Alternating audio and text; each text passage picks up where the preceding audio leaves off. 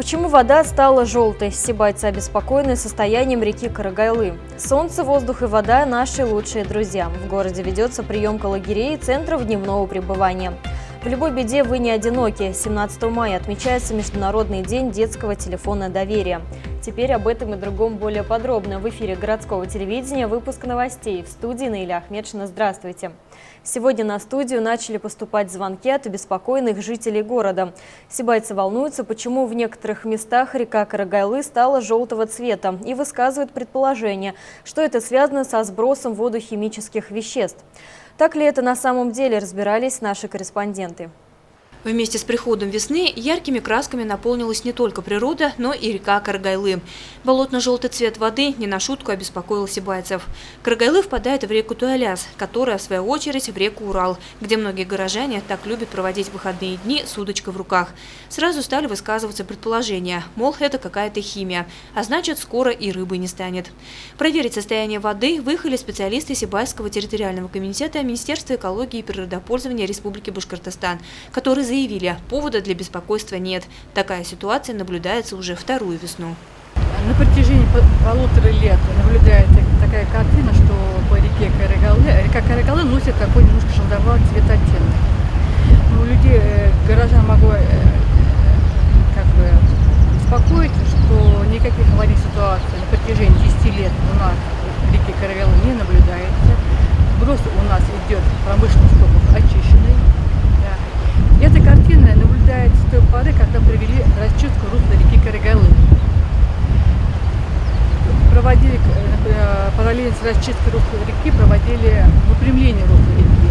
Когда проводили выпрямление, то столкнулись на длинном месторождении.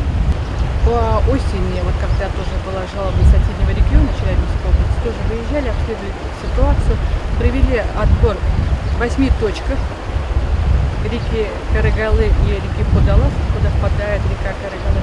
Качество воды было хорошее, хотя и носила вода немножко желтоватого цвета. По осени, я думаю, что вода нормализуется, цвет воды, вместе с тем, как увеличится осадками. Реконструкция и выпрямление русла реки Карагайлы были начаты в 2013 году. В рамках федеральной программы на эти цели выделили 13 миллионов рублей. Работы производились поэтапно и полностью были завершены в 2015 году, после прохождения весеннего паводка. Тогда, согласно лабораторным данным анализа воды, ее качество значительно улучшилось. Но потом начался смыв донных отложений, из-за которых вода приобрела такой глиняный цвет. По словам экологов, ситуацию они мониторят постоянно. Подобная картина будет наблюдаться еще в ближайшие года 1,5-2. Что касается сибайского филиала Учелинского ГУКа, деятельность которого горожане соотнесли с желтым цветом реки Карагайлы, со своей стороны перед сбросом предприятие максимально очищает промышленные воды. Эффективность работы очистных сооружений по некоторым ингредиентам достигает 95-98%, а качество промышленных сточных вод соответствует нормативам допустимого сброса. Сейчас мы находимся возле станции нейтрализации шахтных и подотвальных вод Сибайского филиала Учелинского горно-обогатительного комбината. Именно в этом районе после очистки производится сброс промышленной сточной воды. Как видим, ее цвет значительно отличается от того, что мы видели ранее. И это лишний раз подтверждает, ни о какой химии речи не идет. Лиана Кириллова, Али Кадыров, Гульгина Раскильдина, телекомпания СТВ. Сегодня, 17 мая, в России отмечается Международный день детского телефона доверия. Эта дата призвана привлечь внимание широкой общественности к необходимости усиления мер по защите детей в трудной жизненной ситуации и помощи им. Специалисты Юго-Восточного межрайонного центра помощи семье и детям в течение дня проводили акцию под названием «Не дай себя в обиду». Мероприятие было приурочено к Международному дню детского телефона доверия. На пересечении улицы Закивалиди и проспекта Горняков специалисты отделения социальной помощи семье и детям Юго-Восточного межрайонного центра раздавали населению информационные буклеты, из которых можно узнать о том, как работает телефон доверия и в каких случаях можно позвонить профессиональным психологам. Ведь порой рассказать о проблемах подростку проще незнакомому человеку, чем своим родным. Консультанты телефона доверия бесплатно и анонимно оказывают экстренную психологическую помощь, помогают абонентам разобраться в себе, мобилизовать собственные ресурсы для выхода из кризисной ситуации. Номер телефона легок для запоминания: 8 800 2000 122.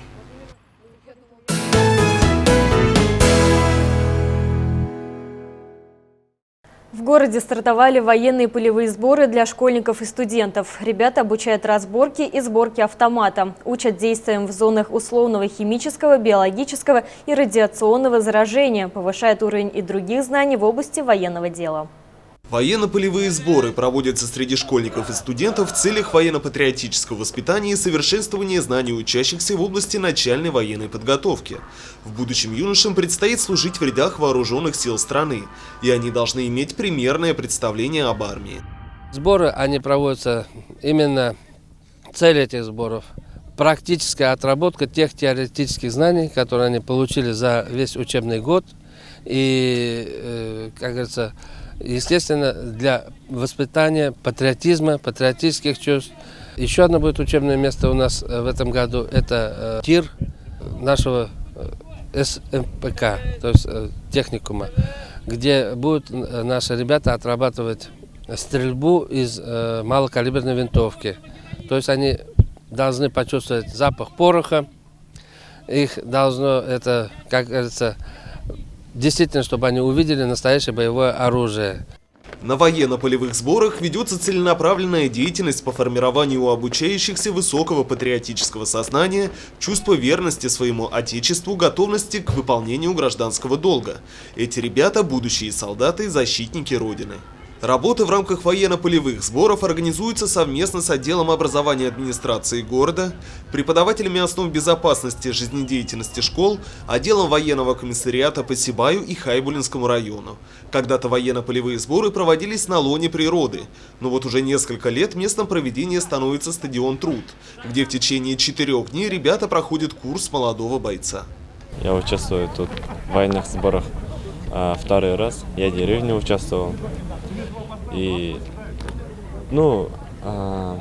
тут дисциплины много, тут разбираем автоматы и бросаем гранаты. Я после окончания колледжа, учебы, хочу пойти в армию, морскую пехоту. В первый день военно-полевых сборов были сформированы взводы и назначены ответственные лица, командиры взводов и их заместители.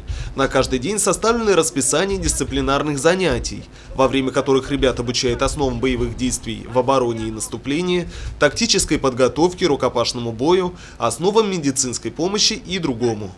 Вы ложитесь, берете своего товарища поперек туловища, пригибаетесь и начинаете ползти, чтобы вас ненароком не подстрелили.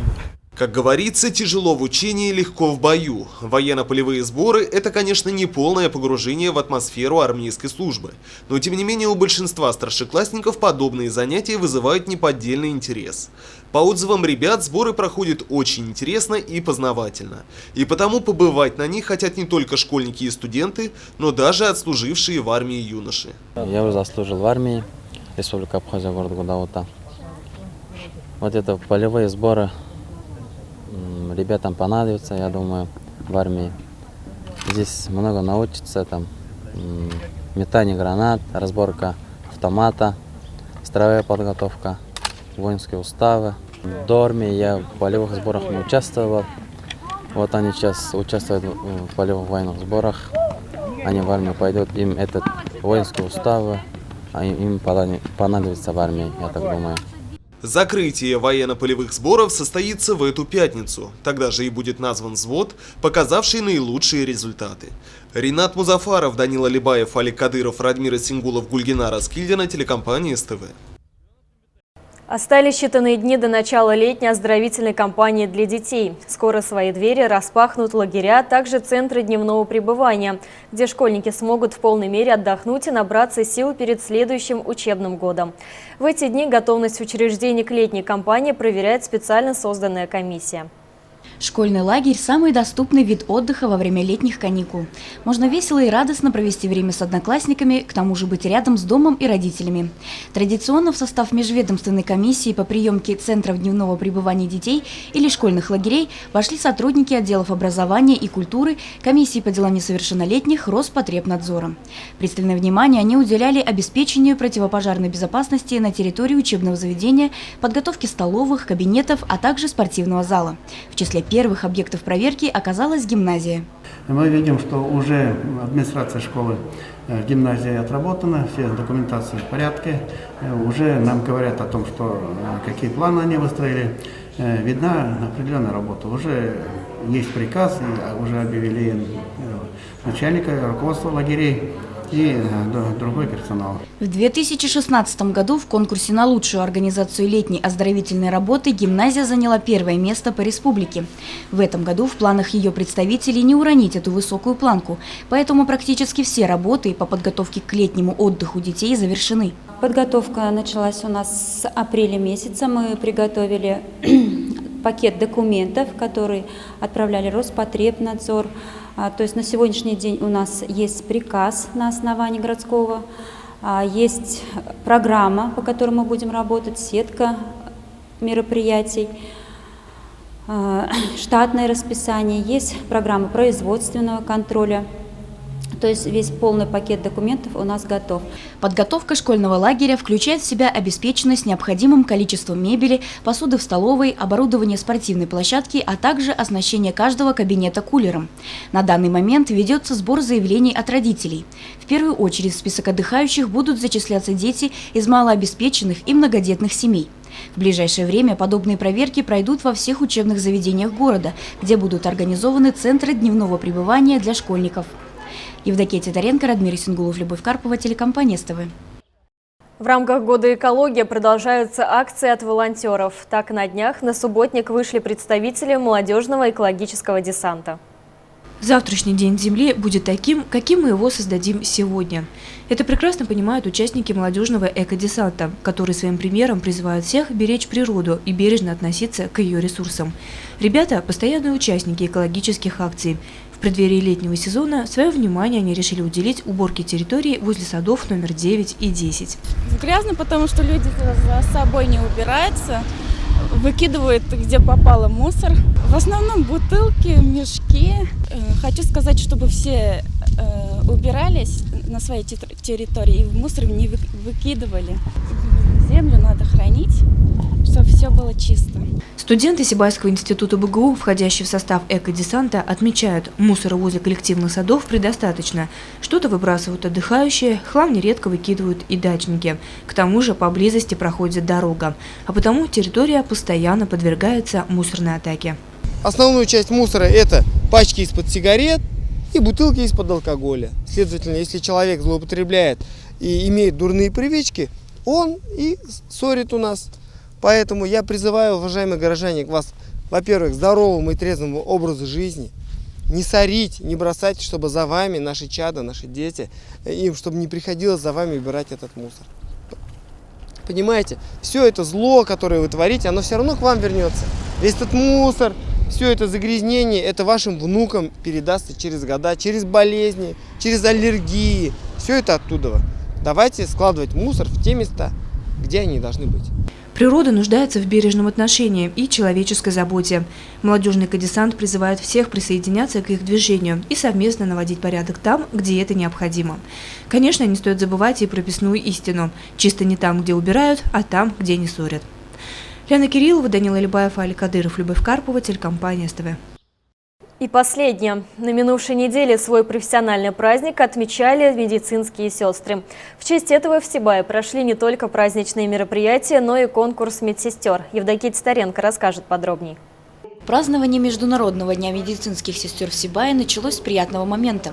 За добросовестный труд, профессиональное мастерство и активное участие в общественной жизни работникам здравоохранения были вручены награды. За участие в республиканском конкурсе «Лучший по специальности сестринское дело» почетными грамотами Центральной городской больницы отмечены медсестры Олеся Вавилова, Альбина Вагапова и Гульсира Ахметова. Было оформлено портфолио в соответствии с перечнем документов, отснято видео. В честь Дня медсестры среди подразделений городской больницы был проведен конкурс «Медицина на страже здоровья и окружающей среды», приуроченный к Году экологии. Всего побороться за звание лучших в финал вышли 4 команды. Это работники стационара, взрослые детский поликлиник, акушерского стационара. Названия у команд были весьма звучными: «Экопатруль», «Цветочная планета», «Спасатели» и «Пионеры чистоты». Планета цветов! Наш девиз! Родную природу! Любимый наш край!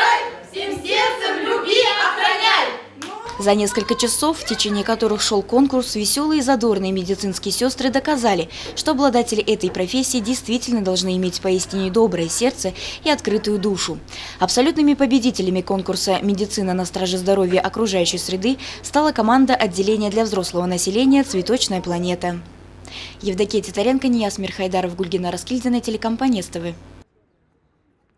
Такими были новости среды. Самую актуальную информацию вы всегда можете посмотреть на нашем официальном сайте sibaytv.ru. Всего вам доброго и берегите себя.